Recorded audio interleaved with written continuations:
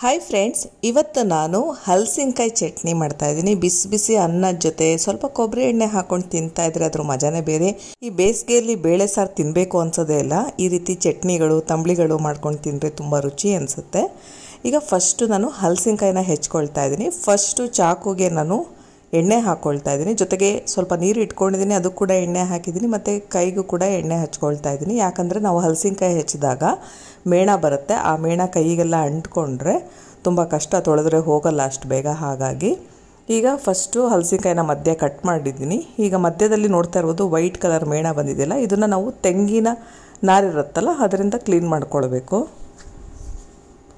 ನಾನಿಲ್ಲಿ ಎಳೆ ಹಲಸಿನಕಾಯಿ ತೊಗೊಂಡಿದ್ದೀನಿ. ತುಂಬ ಬಲ್ತಿರೋ ಅಂತಹ ಹಲಸಿನಕಾಯಿ ತೊಗೊಳ್ಬಾರ್ದು. ಸಾಂಬಾರು ಮಾಡೋಕ್ಕಾಗಲಿ ಅಥವಾ ಚಟ್ನಿ ಮಾಡೋಕ್ಕಾಗಲಿ ಅಥವಾ ಪಲ್ಯಗಳು ಮಾಡೋದಕ್ಕಾಗಲಿ ಈ ರೀತಿ ಎಳೆ ಹಲಸಿನಕಾಯಿ ತೊಗೊಳ್ಬೇಕು. ಇದನ್ನು ಗುಜ್ಜೆ ಅಂತ ಕೂಡ ಕರೀತಾರೆ. ಈಗ ಫಸ್ಟು ಮೇಣ ಎಲ್ಲ ನಾನು ತೆಗಿತಾ ಇದ್ದೀನಿ. ವೈಟ್ ಕಲರ್ ಮೇಣ ಏನಿದೆಯಲ್ಲ ಅದನ್ನು ಫಸ್ಟು ನೀಟಾಗಿ ತೆಗಿಬೇಕು ತೆಂಗಿನ ನಾರಿಂದ. ಈಗ ಸೈಡಿಂದ ಸಿಪ್ಪೆ ಎಲ್ಲ ತೆಗಿತಾ ಇದ್ದೀನಿ.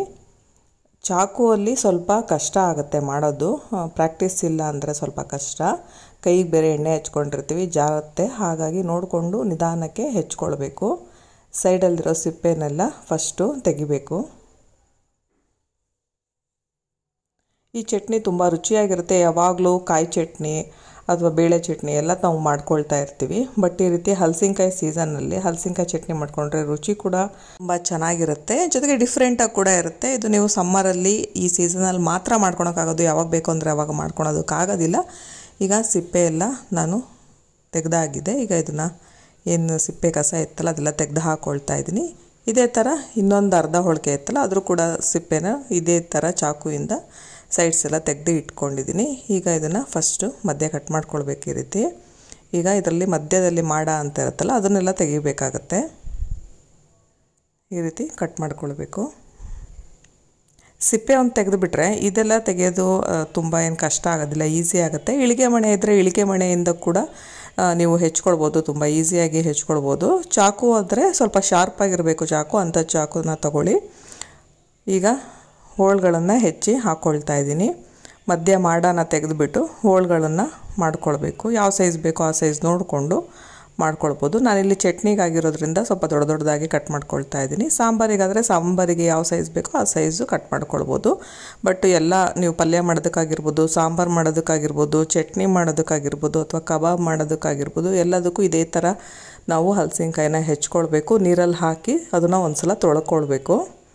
ಈಗ ನೀರಲ್ಲಿ ಹಾಕಿಟ್ಟಿದ್ನಲ್ಲ, ನೀರೆಲ್ಲ ಚೆಲ್ಲಿಟ್ಟಿದ್ದೀನಿ. ಈಗ ನೀರೆಲ್ಲ ಕಂಪ್ಲೀಟ್ ಚೆಲ್ಲಾದಮೇಲೆ ನಾನು ಇದಕ್ಕೆ ಉಪ್ಪನ್ನು ಹಾಕ್ಕೊಳ್ತಾ ಇದ್ದೀನಿ. ಈಗ ಇದಕ್ಕೆ ನೀರನ್ನ ಚಿಮ್ಸ್ಕೊಂಡು ನಾನು ಒಂದು 2 ರಿಂದ 3 ವಿಷಲ್ ಕೂಗಿಸ್ಕೊಳ್ತಾ ಇದ್ದೀನಿ. 2 ವಿಷಲ್ ಕೂಗಿಸಿದ್ರೆ ಸಾಕು ಕುಕ್ಕರಲ್ಲಿ. ಈಗ ಇದನ್ನು 2 ವಿಷಲ್ ಕೂಗಿಸ್ಕೊಳ್ತಾ ಇದ್ದೀನಿ. ಈಗ 2 ವಿಷಲ್ ಆಗಿದೆ.